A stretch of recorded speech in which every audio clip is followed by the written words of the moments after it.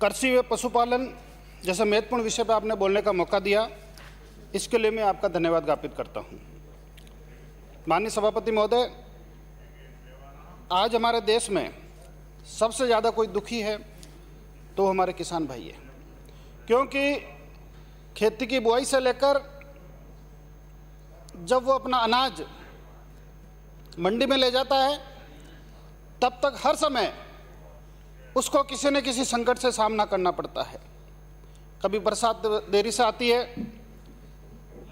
कभी सूखा पड़ जाता है, कभी बाढ़ आ जाती है, कभी पाला पड़ जाता है, कभी लू चल जाती है, कभी पाकिस्तान के रास्ते से टिड्डी आ जाती है, कभी इस खेत में रोजड़ा घुस जाता है, कभी आवारा पशु फसल को नष्ट कर देता है। साथ ही कभी बिजली के बिल वीसीआर के माध्यम से, कभी बिजली के बिल बढ़ा के, इन सभी संकटों से गुजर के जब किसान मंडी में अपनी फसल बेचने जाता है तो उसका उचित मूल्य उसको मिलेगा या नहीं मिलेगा, इस पे उसको हमेशा संशय बना रहता है। माननीय सभापति महोदय, मैं धन्यवाद देना चाहता हूँ हमारे देश के यशस्वी प्रधानमंत्री माननीय नरेंद्र भाई मोदी जी को, जिन्होंने पहली बार एमएसपी के अंदर उचित बढ़ोतरी करी और नए कृषि सुधार बिलों के माध्यम से हमारा देश का किसान कहीं भी अपनी फसल को बेच सके, इसके लिए उन्होंने कानून बनाया। दूसरा, माननीय सभापति महोदय,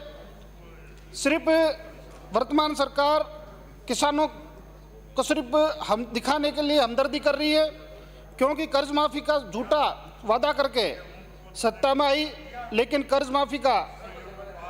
जो वादा है वो अधूरा का अधूरा ही रह गया। आज अगर हम औसत निकालें तो हमारे देश के जो किसान हैं, लगभग प्रति वर्ष प्रति किसान 1 लाख रुपए के कर्ज से दबा हुआ है। मैं पिछली सरकार ने, तो माननीय वसुंधरा जी की सरकार थी, तब राजस्थान के किसानों को प्रति किसान को 10,000 रुपये प्रति वर्ष कृषि के बिलों में अनुदान के रूप में घोषणा करी थी। बाहर जाकर के ऐसे लाभ लेने वाले लगभग 13 लाख किसान थे, लेकिन जैसे ही आपकी सरकार आई आपने वो अनुदान बंद कर दिया। माननीय मंत्री महोदय, मैं आपसे निवेदन करना चाहता हूं कि मेरे क्षेत्र के अंदर बाजरे, हमारे अजमेर ही नहीं राजस्थान के अंदर बाजरे की बहुत बड़ी तादाद में खेती होती है, बहुत बड़ा उत्पादन है, तो उसके लिए कोई न कोई अलग से अनुसंधान केंद्र होना चाहिए,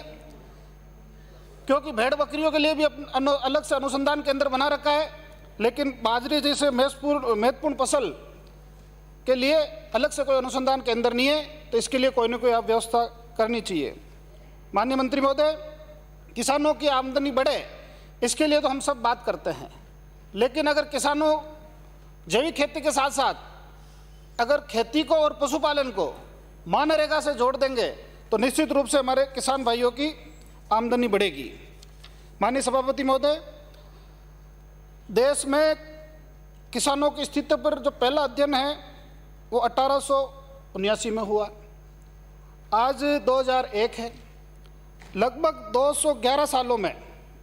किसानों की समस्या जो कि त्यों है। 41 वायसराय, 14 प्रधानमंत्री और हमारी देश की 17 सरकारें बदल गई, लेकिन किसानों की समस्या जो कि त्यों रही। मैं धन्यवाद देना चाहता हूँ हमारे देश के यशस्वी प्रधानमंत्री जी को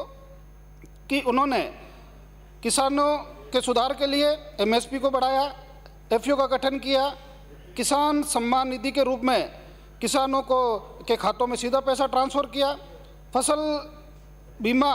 की उचित पॉलिसी बनाई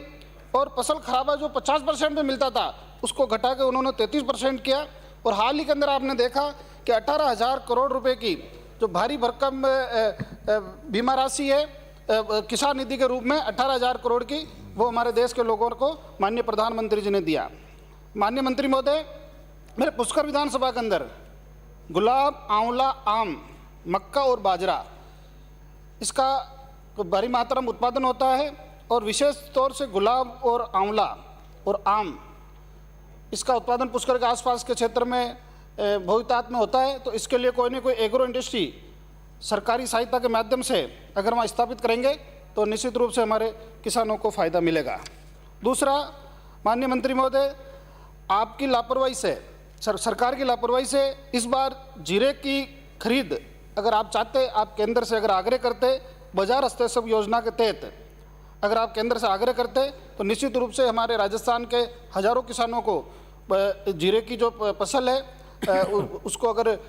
आपके माध्यम से केंद्र सरकार खरीदती तो हमारे निश्चित रूप से किसानों की आर्थिक स्थिति में सुधार होता। आपने मुझे बोलने का मौका दिया, धन्यवाद।